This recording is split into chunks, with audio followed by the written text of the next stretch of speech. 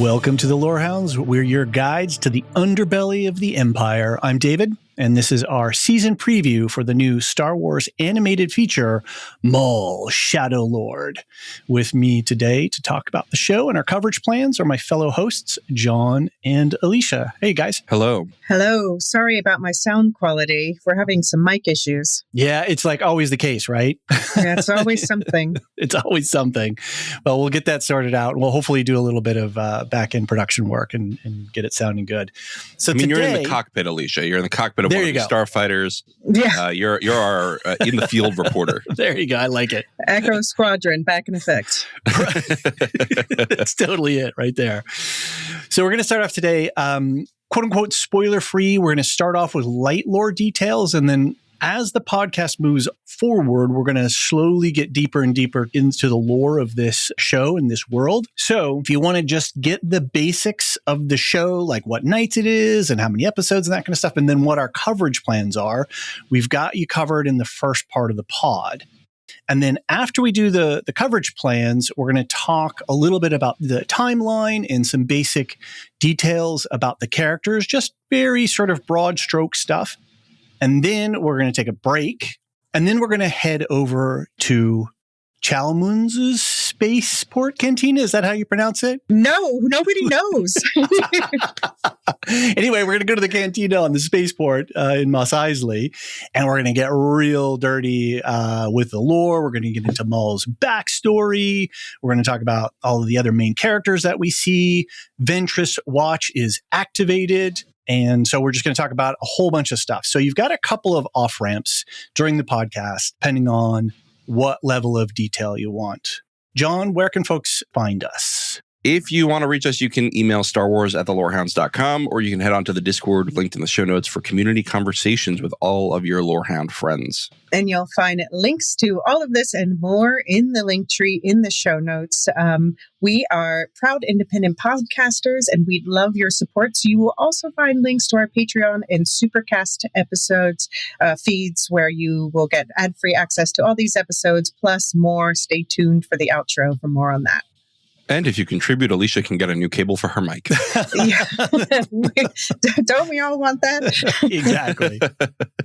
All right. So I rewatched the trailer yesterday, and damn, if I was just not excited. So I'm really curious to just get your general vibe checks, both of you, about how you're feeling for the show and sort of what we're thinking about for the rest of the year with Star Wars content. I'm excited. I don't know what you guys are feeling. I'll just say I did not watch the trailer deliberately, because I'm tired of trailers spoiling the whole moments for me. Oh, right. So then maybe you should leave at the end of the No, it's fine. We could talk about it. I just want to I want to see the moments for the first time. I feel in context.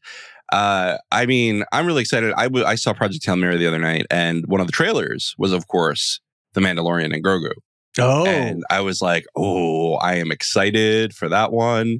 It looked like it had the right amount of humor and the right amount of seriousness. And of course, they showed Pedro Pascal's face. And so, of course, they're going to, it's a movie. So he's going to show up to this one. He's not going to do a whole movie with helmet on the whole time. No. Yeah. You have to have some Pedro face in there. 100%. So anyway, that got me a little hyped on the Star Wars train.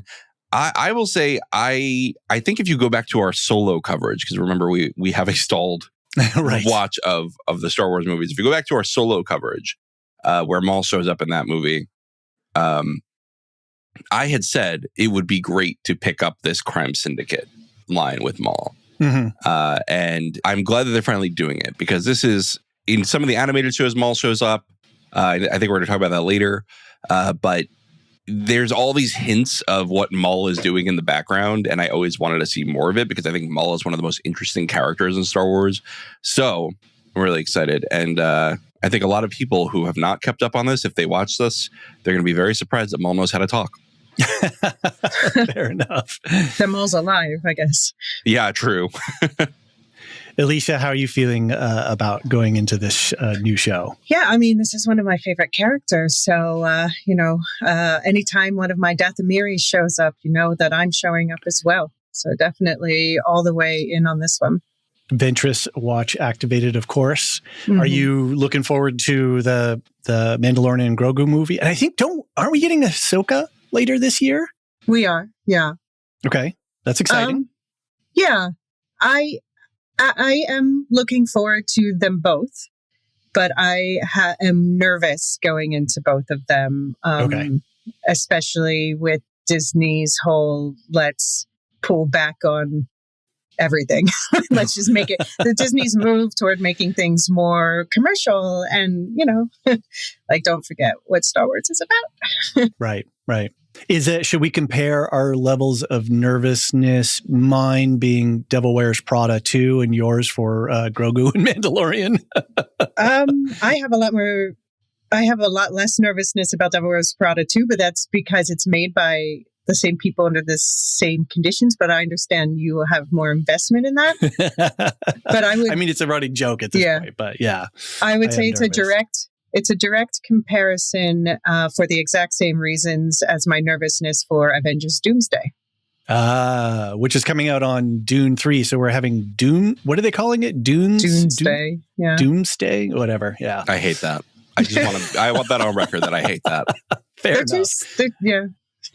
Noted. I will say that was one of the other trailers in Project Hail Mary when I saw it, and I was like, I'm excited for this. I want to go see me some Dune this year. Yeah, Dune. Yeah. You've been threatening to not watch part 2. I never watched part 2. I should just go in and be like, "What's going on, everybody?" Well, that's like me dropping into Severance just for the final season. So anyway, we're not here to talk about any of those things. We're here to talk about Maul Shadow Lord. So this is the only piece at this stage that we're going to talk about for the show storyline, and that's the premise. This is the basic premise that's just sort of available on the internet. Maul seeks to rebuild his criminal syndicate on a world largely untouched by the Empire while pursuing revenge and a new apprentice. It's created by Dave Filoni and Matt Michnovetz. Is that how we pronounce his name? Who's a writer, a key writer, head writer, something like that. And we've got one season so far, 10 episodes that are going to be releasing on Mondays starting April 6th. They're going to be dropping 2 episodes per week for the 5-week run. Now, I looked around and I couldn't find any intel on what the run times for the episodes have been, but most of the other animated series, the episodes are somewhere between 20 and 30 minutes. So that's an assumption, but we don't have any hard data. The final 2 episodes are going to be dropping on Star Wars Day. So, I think they timed this very intentionally. And I believe, Elysia, confirm if this is true, season 2 has already been approved? Yep. With no specific date yet, right? No, it's in pre-production, production. They're working on it. Okay. That's wild to me though, because like all of these animated shows, except like Bad Batch and Clone Wars, like the main ones, they've been like standalones, right? Like Tales of the Empire, Tales of the Underworld, Tales of blah blah blah. But all the Tales ones are their own thing.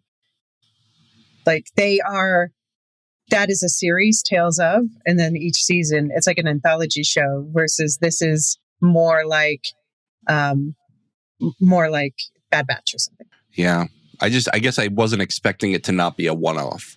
Right. Oh, right. Yeah. Like a Tales-like thing. Yeah, I thought it was going to be a like kind of just following one character through a little journey and then moving on. Right. So that's interesting. I want to ask you all, are you nervous that we're going to be ruining the mystique of Maul? Because he only shows up in bits in other parts. Let's kick that down the road a little bit. Because I just want to get through the coverage plans, and then we can talk a little bit about that in the mid-tier section, where we can talk a little bit about more the story in Maul, and then we'll definitely we can really get into the backstory of Maul in the third part. Okay. So our coverage plans, John, you and I are going to be doing weekly on this, and we're going to have a rotating chair, possibly, of some of the other Lorehounds community folks dropping in here and there. And Elysia has, as we've said, Ventress Watch is activated, but she's also activated the Ventress Clause. in the the foundational documents of the Lorehounds that anytime that Ventress shows up, Elysia shows up as well, right? And right now it's the dormant Ventress clause. It awakens upon the appearance of Ventress. Right, activation. Right. But you have hopes, so. Yes, I'll talk about later why I'm going to wager some internet points on it. Excellent. Perfect. And when Elysia is in her European slumber, her eyes will open in the middle of the night as soon as the episode drops and there's a Ventress in it. Actually, these episodes drop at midnight, so it's 9 a.m. my time. Oh, well, perfect. then it will be during American slumber. A midnight Pacific time, I think. Yeah, that's breakfast. Good breakfast material. So we're going to aim to record sometime like Tuesday, Wednesday, Thursday, depending on who's joining us and what's happening in real life. As usual, subscribers will get ad-free episodes. And then we're going to publish both on our main Firehose feed and our Star Wars specialty feed, which are both ad-supported. So if you want to do away with the ads, then you can join us over on Supercast or Patreon. We're going to do double episode coverages. So 1 and 2, 3 and 4, 5 and 6, et cetera, for each week. And then Elysia, you're going to be sending us some comm links with some lore bombs each week. Is that what your plan is? Yeah, that's the plan. I'll find something fun in each episode and tell you more about it. Okay, that's great. Discord is the place to be to talk about the episodes. We have a threaded discussion channel. So each bank or each pair of episodes will have its own channel. So I know everybody watches at their own pace. In some households, Friday nights is Star Wars nights and that kind of thing. So, watch at your pace. But then when you want to jump in on the conversation, Discord is there. And you have the siloed channel so you won't get spoiled as we go along. That's right. And if you celebrate Greek Star Wars, then it's the following Friday. Orthodox, yeah. Very funny. All right. So this is the first off-ramp. So if you're here just to get the basic premise of the show, not even the premise of the show, just the details of the show and our coverage plans, this is a good exit ramp for you. The next stage, we're going to talk about the outlines of the story and just some of the main actors and what characters they're playing, a little bit of timeline stuff. So if you want to just stay away from all of that, you can exit now safely. But before we do that, just real quick, what are some top line things that folks might want to catch if they're not going to hear the outro at the end? Well, we've got some Project Hail Mary. Project Hail Mary, did I say that right? I've got a podcaster mouth. You guys are going to be putting out a pod later this coming week, next week? Yeah, we got to schedule the actual recording, but yeah, okay, we gotta. I mean, I got emotional watching it. It's a really good movie. I think awesome. It's my movie of the year since I've only seen one movie this year. It's easy. It's a good only movie to have seen. Yes. Elysia, you and I have the new Riz Ahmed Hamlet movie coming up. I am super excited to talk with you about that film. Yeah. So we're going to have a podcast screener about that. So Excellent. we can do it. It releases on the 10th. So hopefully we can schedule it so we can release on that day. Awesome. Let's get that scheduling sorted. What other things that are we doing Lorehounds wise that we should just let people know, flag real quick? There's Daredevil Born Again. Nice. Star Wars fans might also be interested in that. So we're going to do a mid-season check-in next week with Sean, Luke, and I. Okay, great. And then, John, you and I still have The Pit. We've got a couple more episodes to finish up on that. We're wrapping it up. It's going really well. It's been It's been a really good season. And I believe the Radioactive Rambling guys are covering Invincible. I think, are they doing check-ins on that from time to time? Obviously, yes, never mind the they're music. doing some Invincible. Okay. And then they're going to be we're coming up on The Boys. So I think they're going to be covering that as well. Yes. And on the main feed, by the way, Silmarillion Stories I'm recording tonight with Marilyn. Ooh, so nice. we're moving on with that. Got to show some love for the Tolkien fans. Anthony and Steve obviously are going on with their movie reviews on their Newlywed season. And Never Mind the Music, it continues to talk about music and psychology. So you can check out all of those in the aforementioned show notes in the link tree. Okay. First, mild spoiler warning. So we're going to get into story and some production background stuff.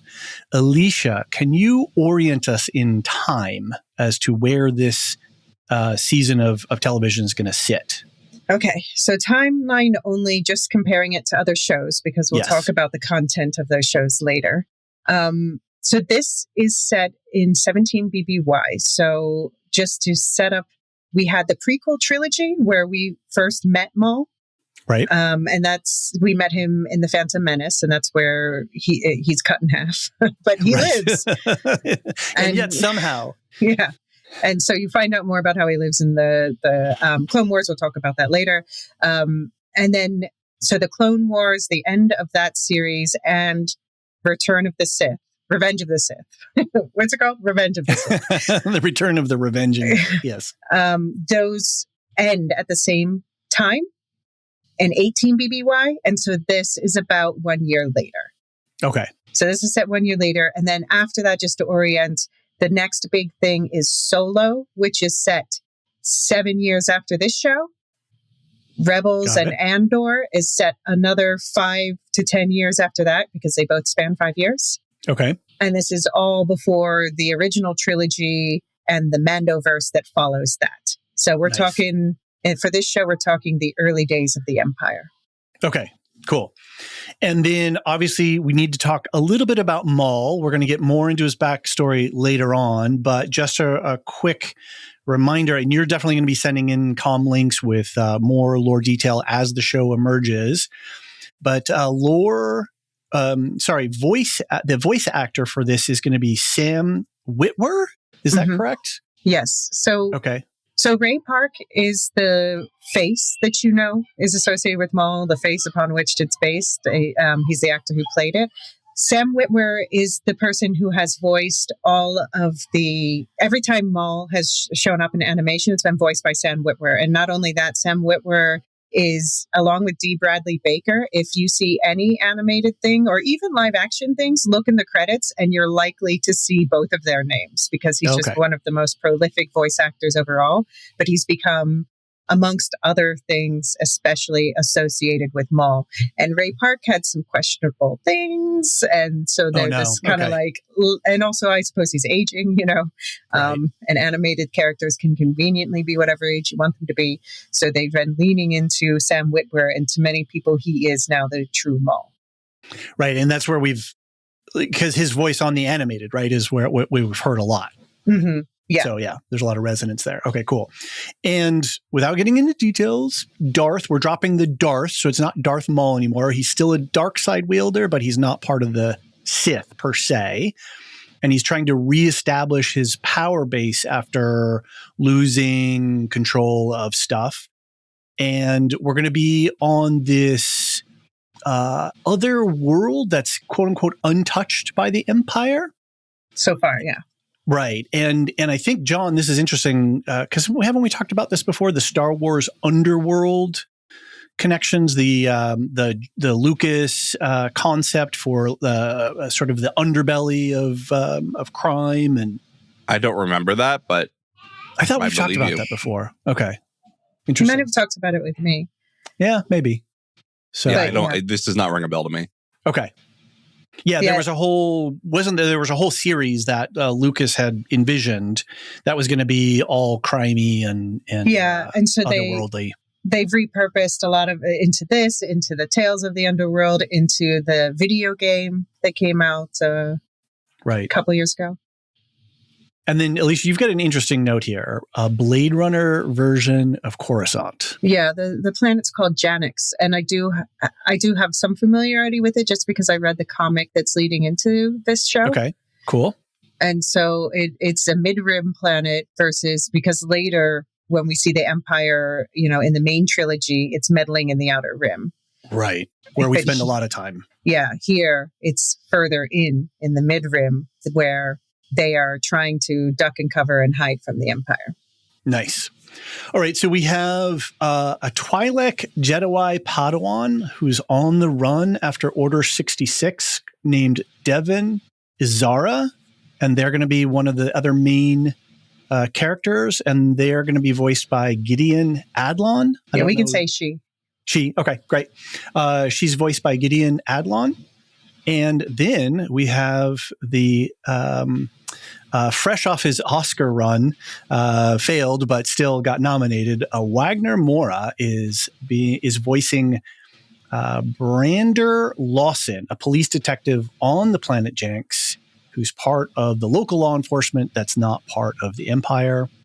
And then we have Two Bots is Lawson's droid. So these are the other characters. We're going to talk about them after the commercial break, but that's sort of the quick setup. And thematically, it sounds like we're getting into crime and the underworld. We've got a mentor-apprentice dynamic here with a Padawan and Order 66. Some of the stuff I was reading, this is going to be real serialized, pulpy stuff with cliffhanger endings. So it sounds like Michnovetz and Filoni have been talking about how this is a bit of a character study into Maul, and we're going to talk about him in a minute. Can I just say that Matt Michnovetz was one of the main writers on the Clone Wars? Oh, okay, nice. Right, good. So bringing him back. We do like the Clone Wars. Right, and we're going to get into some revenge stuff and sort of Maul's, drivenness.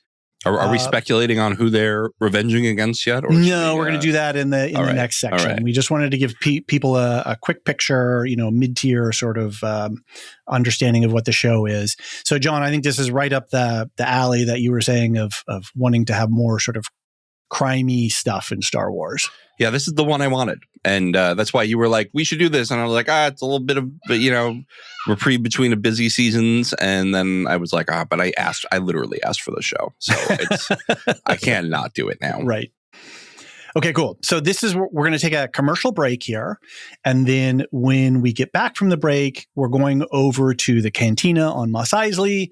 And we're just going to all get into it. We're going to get into the deep lore, talk about Maul. We're going to talk about the other characters and stuff like that. So otherwise, look for episodes starting next week, usually around the midweek. And we will see you on the Discord, if not elsewhere.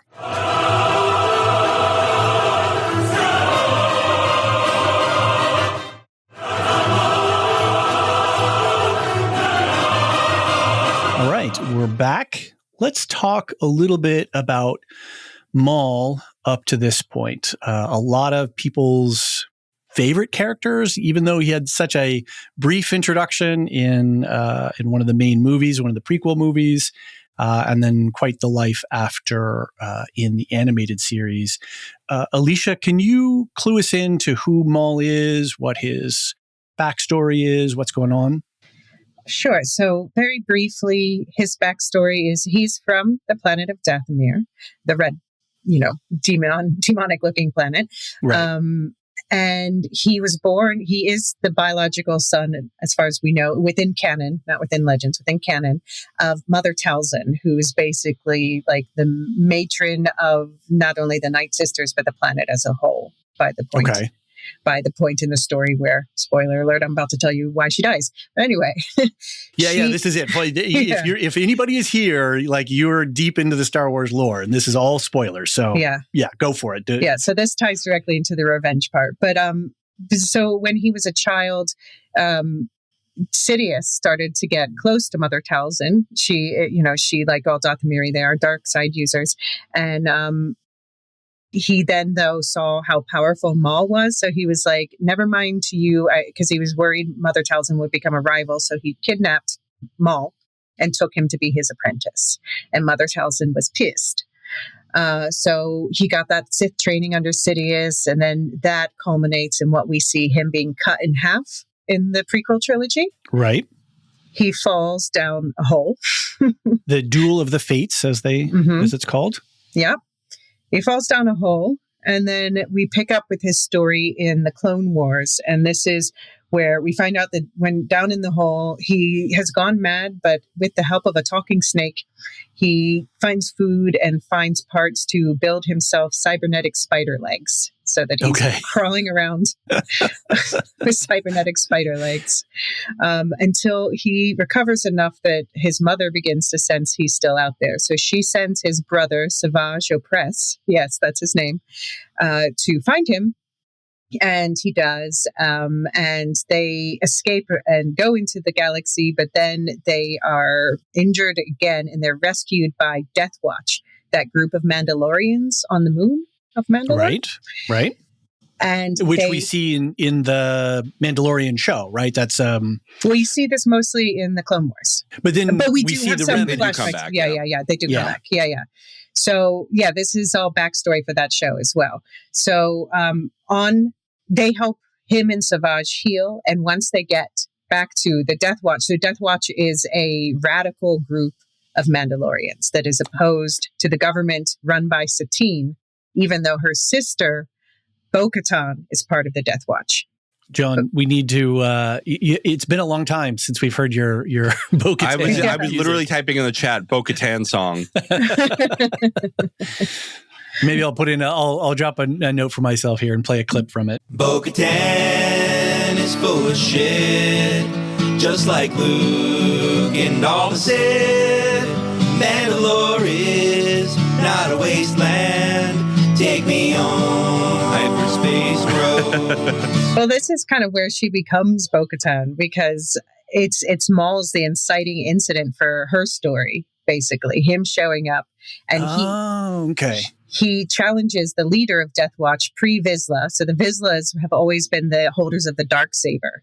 So he challenges pre-Vizsla to a duel and ends up taking the Darksaber and killing pre-Vizsla with it, which by their lore makes him the head of the Death Watch. But Bo-Katan and a bunch of others are like, no, we're not following him. So they leave and splinter off. Right. Especially because he kills her sister then later. Right. So then we go to this period. He's leading the Death Watch, which becomes one of the we'll talk about the criminal syndicates later. But so he's bringing together the various criminal syndicates. But yeah, the Sidious is starting to get really nervous about his growing power. So he ends up confronting them, fighting them. He kills Savage, ends up chasing Maul around the galaxy. He captures him for a while and lets Dooku torture him. So this is why Maul and Dooku have particular beef. He escapes, goes around the galaxy, and Sidious kills everyone that Maul knows and loves, including... There's also, because of Ventress, we'll talk about Ventress later, but because of her as well, and because of the fear of Mother Talzin's power, he massacres everyone on Dathomir. Mother Talzin survives, but he comes back and kills her later, or she sacrifices herself to save Maul later. So this is the part that Maul wants to revenge. He wants revenge against the Empire, first and foremost, but he still was at odds with a bunch of other people. So we have, at the end of the Clone Wars series, we see at first he's fighting against Ahsoka, and Ahsoka manages to capture him and is taking him back to, face Jedi justice. But then Order 66 happens in the middle of this, which is when all of the clone troopers are told to turn on the Jedi. So suddenly they're in this transporter and all of the clone troopers turn against them, and they are fighting. They have to fight together to escape. And Ahsoka just says, you know what, let's just each go our own ways. And so they do. And this picks up. This is the next part of the story after that. Got it. So I this just really want to gets say that what I got out of that was that Maul got his ass kicked by an old man. With Sidious. If Sidious, everyone gets their ass kicked by Sidious and Yoda. True. Don't disrespect the old men of Star Wars. That's true. Yeah, at your peril, I guess is the word there. So John we put a pin in this earlier about the mystique of Maul, but they're billing the show as this character study about him being driven and sort of some of the psychology of the revenge. And I know, Elysia, you had some points here, and then John, you were curious about how this is going to change our shape of Maul. What are you thinking, Elysia, about this character study? Well, one of the reasons why he and all Dathomiris are some of my favorite characters is because, you had written here Maul as a driven, selfish character, and I added the note, but he's not a psycho or sociopath. He is purely a product of his life experiences and training. Okay. So I think, that's when you hear his backstory. Asajj Ventress has a very similar backstory in many ways. And so this is one of the reasons why, we'll get into it later, why I think they will and should bring, at least, I don't think she's going to be a regular character in the show, but I would be shocked if she didn't show up for at least an episode. Gotcha. John, so you're worried that this might sort of demystify Maul for us? I wouldn't say worried. Like, look, if anybody has been watching the animated stuff, like Maul is no longer a mystery. Like he is still like, right. He's been in quite a lot. It's funny because, I think Maul was really hyped up when people first saw the trailers, and I was like 5 years old, so I did not see the trailers at the time. But when they first saw the trailers of the Phantom Menace, and they were like, "Oh my god, this spiky guy with the dual lightsabers on both sides," and he dies in that movie. And it just dies. I think a lot of people were really, and he had one line, right? Like he had like one or two lines. And I think people were really disappointed that he wasn't used more.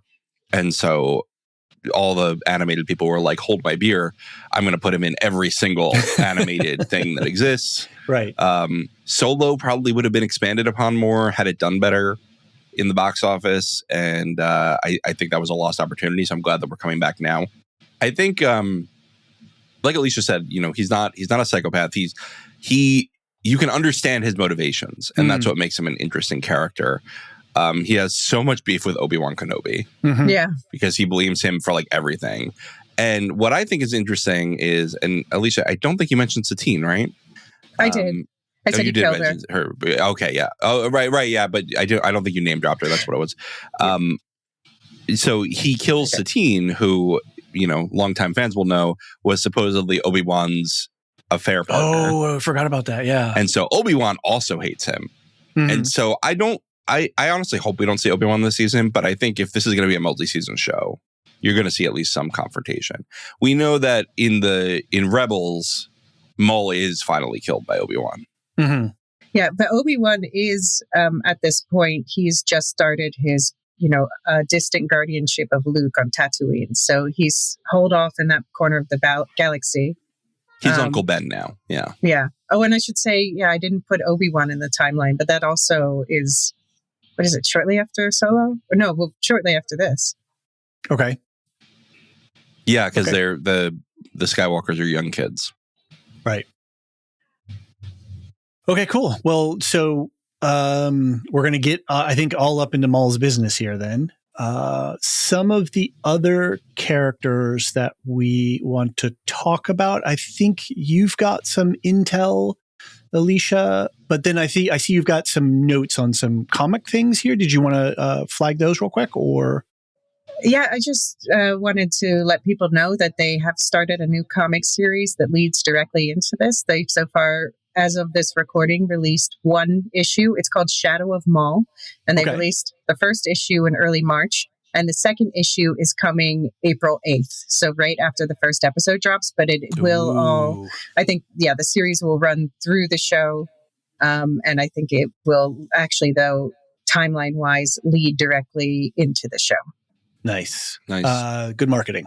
Yeah, maybe I'll hop over to my local comic book shop today and pick it up. Sounds fun. You haven't done any. I haven't heard you talk about comics. In a while ago, I got back into novels more, and now I'm stuck. And, you got your also little like tiny reader thing now. You're doing the what? Oh yeah, you got your tiny little reader. I have my tiny baby reader. Yeah, I'm getting a smaller one, by the way. But can we just hook it up to your optical nerve and call it good? That's right. Wait until your eyes start to go. Well, you can make the font bigger. It's just that the reader is right. Tiny. You can read a novel at one word at a time. Exactly. The end. Cool. All right.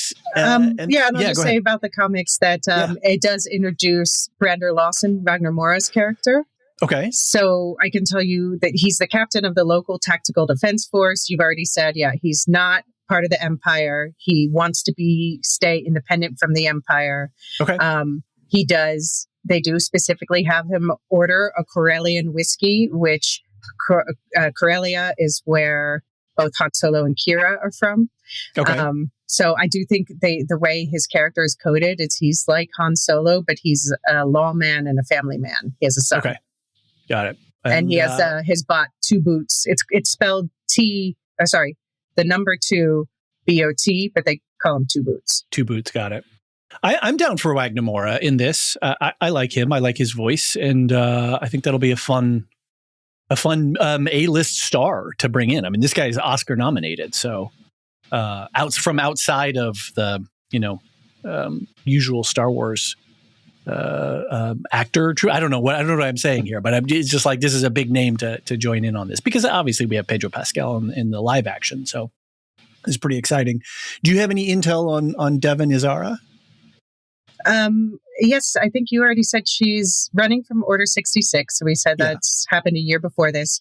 At the beginning of the show, she is still with her master, Iko Diodaki, which is a great name.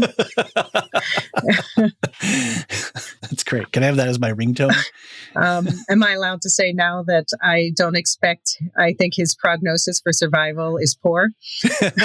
Totally fine to say that. He's a Jedi in the early Empire, Who's not listed as a main character. Right, exactly. I will say, might though, as well put a red robe on him. This is a growing concern in the Order 66 era of like, how many Jedi survived this? Mm-hmm. Like maybe we have too many Jedi around still. Well, but we'll talk about it with the Ventress section, but they are embedding a reason for it into the recent storytelling. Yeah. Okay. Cool. So yeah, we got this again. This setup with a sort of master apprentice dynamic and Padawans and Order 66. So like real core Star Wars storytelling stuff. Some other. Well, yeah, I was going to say about that it's just what's really interesting about it is that, and this is speculation, spoiler speculation. Don't complain if you don't want to hear this. No, we're in that. If you're listening at this point, you cannot at us unless you have something to add. You cannot criticize at us. Yeah, I have not seen the show, but but I think that they will be drawing interesting parallels between. So Devon shows up with Iko Diodaki, and I think he's going to die. And then I think that she may indeed become an apprentice of Maul. There's a lot of speculation online that she's inspired by a very popular character from Legends called Darth Talon. Okay. Now, Darth Talon has not been brought into canon, and a lot of people have been wanting to, but she is set much later in the timeline that hasn't even been touched.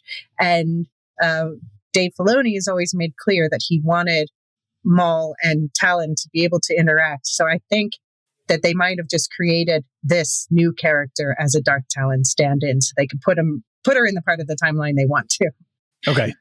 And it's also, there will be interesting parallels with Ventress's journey and what happens with, I think it's going to be a question, is Devon going to go the way of Maul or is she going to go the way of Ventress? Okay. And then all of this sort of opens up the question of the Inquisitors, and we've got Maruk from Ahsoka, right? Mm-hmm. So, and we see him in the trailer. Is that him? Yeah, he's questioning somebody. So anything that we need to know about him a little bit? He's fighting, yeah. I mean, just he's been this mystery figure that we were kind of like, remember going into Ahsoka, how heavily we were speculating about this character, and then he just disappeared in a puff of green smoke. Right. Wow. So I think this is their chance to actually do something with the character. Got it. So, and you wanted to put some points down on the table. You wanted to get some boxes of cereal wagered up about Ventress. Yeah. So tell us about that. I think she's going to show up, as I said, because she is also from Dathomir. She is not the child of Mother Talzin, but I would venture to say that she's the other most important person of the next generation to Mother Talzin. Okay. She sees Mother Talzin as sort of a mother figure to her in many ways. She has a very similar story where she was taken away as a young child and trained by Sith, though she spent some time at Jedi training too. And then eventually was disillusioned by the Sith, particularly Count Dooku. So they have a shared enemy there. And they both want to avenge Mother Talzin and their home planet of Dathomir. So just to set where Ventress is at this point in the timeline. So during the end of the Clone Wars, there are these episodes they didn't produce about Ventress. So they turned them into this book called Dark Disciple. And I'm sure, John, and you've heard us talk about it before. I've read it. Yeah. You and I have talked about this before. And about, at the end, she appears to die.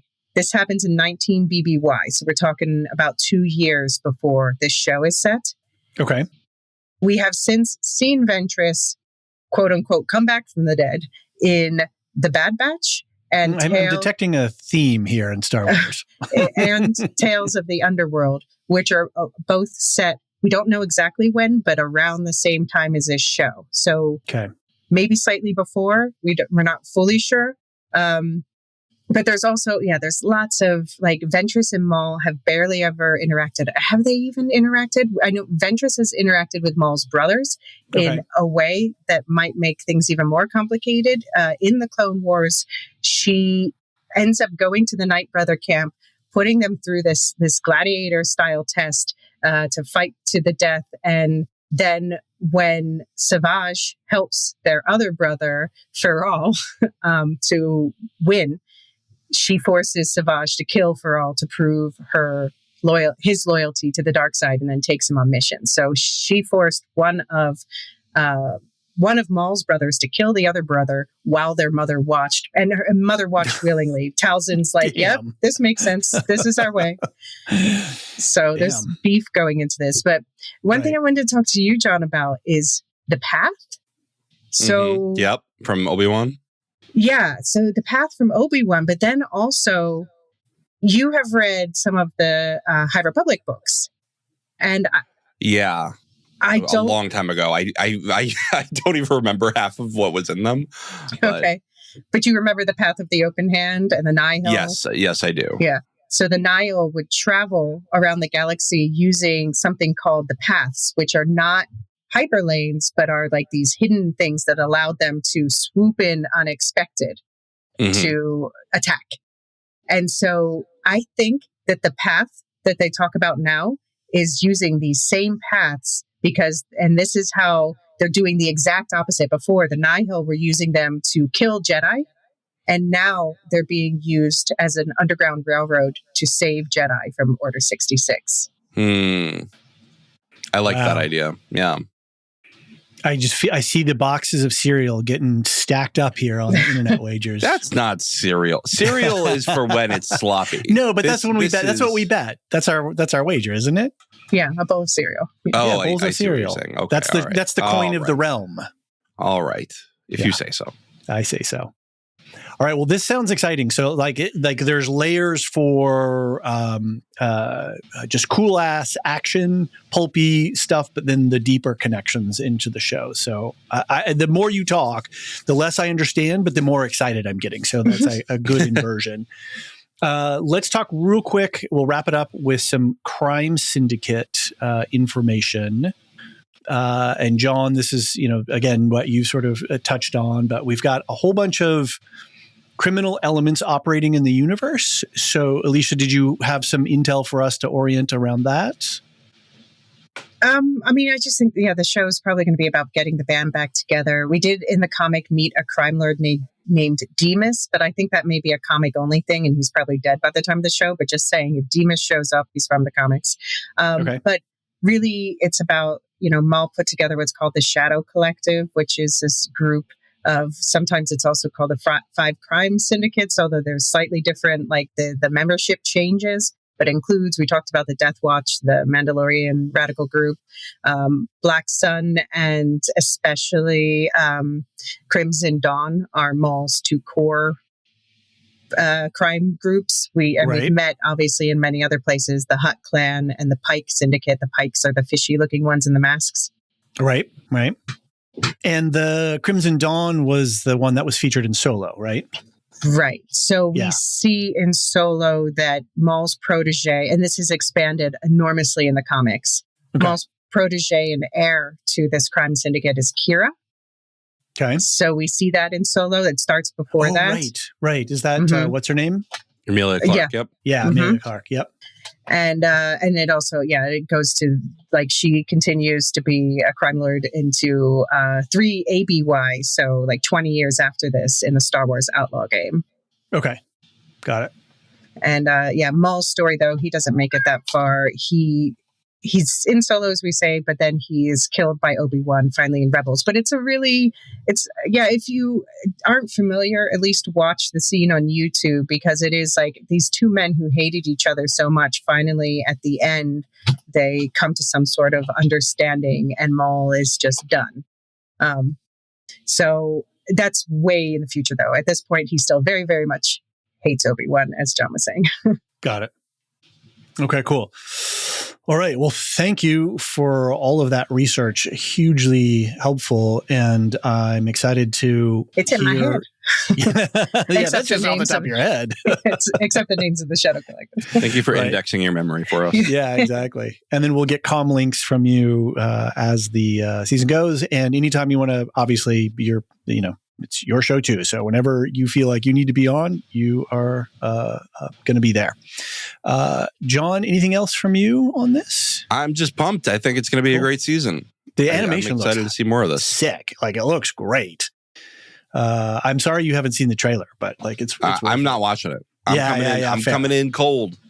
Fair. That's fair. Sorry that we told you about it. No, it's fine. It's fine.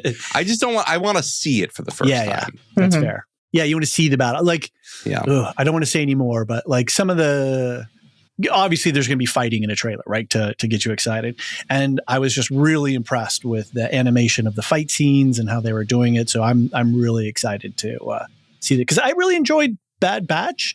It was still sort of a 12-year-old kid sort of show in some ways. And this feels like it's pushing that next level of, Star Wars by night kind of stuff. And I'm super psyched for that. So, look, they're going to sell a shitload of action figures from this, so don't worry about them. Fair enough. I can. The Lego production lines are probably kicking off. It's true. All right. Well, let's get out of here. Anything else that we want to touch base on for Lorehounds Network or anything like that? I think we covered most of it already. So we can just do, I'm going to shout out the server boosters, and then John, if you want to do the lore masters. Sure. And I will just say, we just did a bunch of server maintenance. We cleaned up our channels. We added some additional server flair. There's a great new server tag that you can add for yourself. I'll put a note in the Discord to show folks how to do that. But if you see a little LHND after our names, that's the server tag. It's like wearing a pin, around the Discord. Anywhere else on Discord you go, that can show up for you. So definitely check us out there. Again, Star Wars at thelorehounds.com. To our Discord server boosters, Aaron K, Tiller the Thriller, Duve71, Athena Ajalea, Lestu, Nancy M, Ghost of Perdition, Radioactive Richard, and Adrian. Thank you all so very much, because we couldn't do all this cool stuff on the server without you guys boosting it. So thanks very much. John, Lore Masters? Yeah, our Lore Master. Do we want to say, by the way, that we have the voting open for subscribers like Lore Masters? For the 11Z's movie, you mean? Mm-hmm. Oh, yeah. The Rob Reiner Film Festival. What are we calling it? The Requiem? It is a nail biter. The poll is a nail biter. Yeah. Is it? I haven't looked in a day or two, so... Yeah, we have very close to each other. The two I expected, When Harry Met Sally and Misery, but then also North is doing surprisingly well. I think we got them with the pink bunny suit. It's When Harry Met Sally at 7 votes, Misery at 6 votes, North at 5 votes. So it's really like neck and neck. All right. Well, we'll there's a link in the Discord in the subscriber channel. And then if you're a subscriber, you would have gotten that email. And if you want to subscribe, you still got time to vote. You still have 7 days to get your vote in to see which movie we're going to watch for 11Z's. John, outro for Lore Masters, please. Submersion.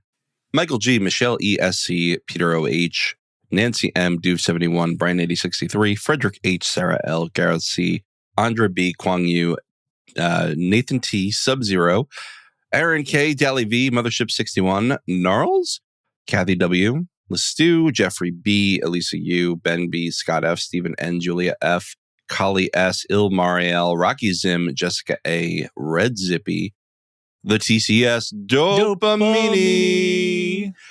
Catch It, Ellen R, Mrs. Tennant, AC Wilson, Eli W, Cassie K, Chumbarooney, Katia, Josh Liu, Pinkton PDX, Corey G, Quinch, Adrian. Thanks everyone for all your support. Go vote in all the polls and enjoy all your bonus content. Do all the things. Thanks, Elysia. Thanks, Jon. We'll talk to you guys soon. Bye. The Lorehounds podcast is produced and published by the Lorehounds. You can send questions and feedback to starwars@thelorehounds.com and get ad-free access to all Lorehounds podcasts at Patreon or Supercast. Connect with us on Blue Sky. Links for everything in the episode show notes. Any opinions stated are ours personally and do not reflect the opinion of or belong to any employers or other entities. Thanks for listening.